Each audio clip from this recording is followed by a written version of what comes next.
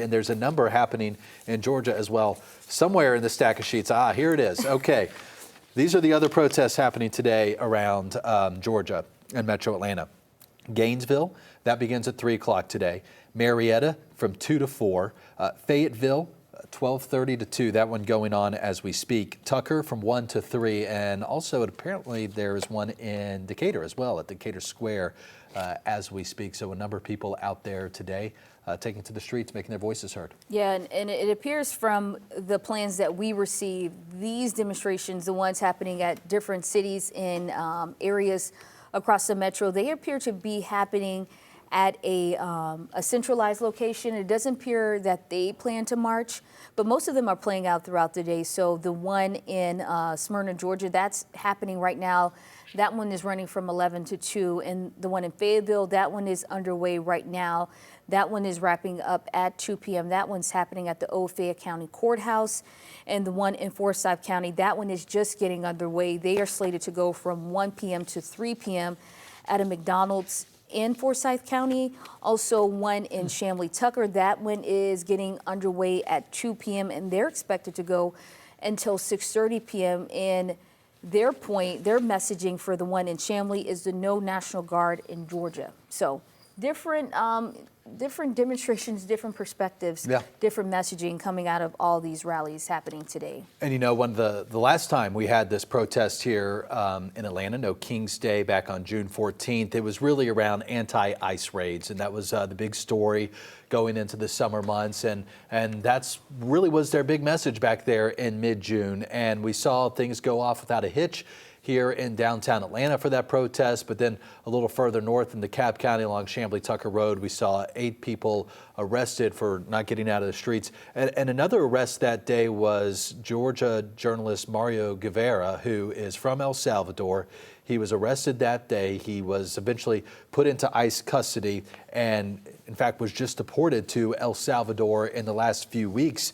We ran a great piece on him not too long ago this morning. Might try to re-cue that again for you today because it gives you an idea of what happened last time this protest was held here. And as far as we can see, as we continue to check the wires from the Associated Press, continue to check with our partners at NBC and CNN, we are seeing no issues as these protests are unfolding nationwide this morning. Yeah, and just to be aware, it looks like they're shutting down more streets in that area where the protesters are. Mainly, it looks like they are on Piedmont as of right now, and between Baker Street, Piedmont and Baker and Cortland, those areas are shut down. It looks like we see police officers at the end of the demonstration.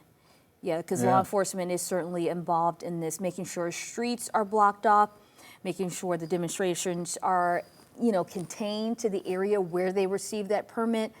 Their goal is to make it to the state capitol. So just be aware if you're traveling in that area, these streets are blocked off and traffic is gathering around Baker Street as they appear to be remaining on Piedmont.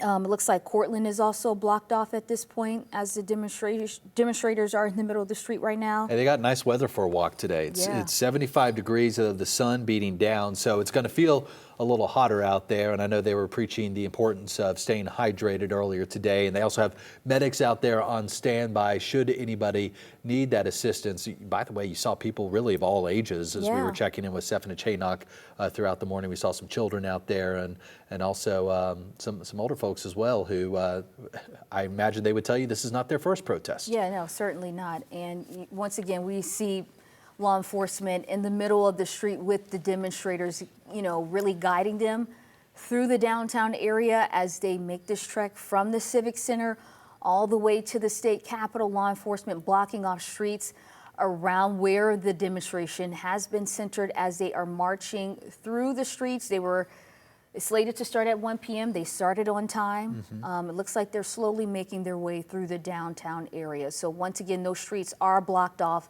in this area around you if you live in the vicinity of where this demonstration is happening. It appears, like I said, on Piedmont is where they pretty much, seem to stay at this point. Right. It looks like it could just be a straight shot for them there as they likely approaching Andrew Young International right now, perhaps getting close to Ellis Street at some point. towards the Sweet Auburn neighborhood.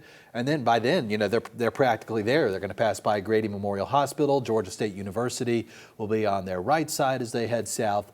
And then they will find themselves at the Georgia State Capitol and Liberty Plaza, which, if indeed this crowd is 10,000, can Liberty Plaza hold that? I don't think so. Let's see Liberty Plaza capacity. Let's see what the Google says. It can hold over 3,000 people. Okay, so